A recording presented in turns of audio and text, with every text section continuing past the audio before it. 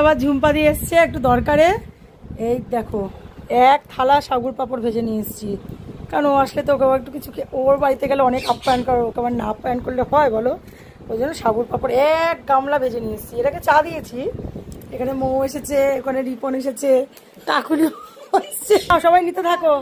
নাও আমি একটা নিয়ে নিলাম, মৌ নাও নাও এবার। হ্যাঁ মানে ভীষণ প্রিয় ওই পাঁপড়টা, দারুণ লাগে গো খেতে। আর তো সামনেই তো মোটামুটি রথ এসছে, রথে তো পাঁপড় ভাজা ম্যান্ডেটরি।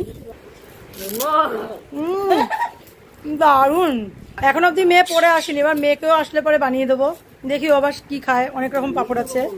বন্ধুগণ তোমাদের কেমন লাগছে পাঁপড়টা খেয়ে? কাকুলির আবার ভাল লাগছে না।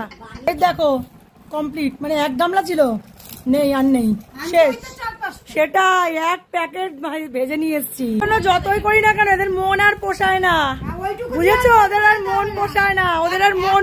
হ্যাঁ দেখো শুধু বন্ধুরা, দেখো তোমরা শুধু দেখো, ওই যে দেখো শুধু। আবার এনেছি এক গামলা রং বেরঙের পাঁপড় আর চাকা পাঁপড়। না এবার তোদের ঠিক আছে তো, পোষাবে তো?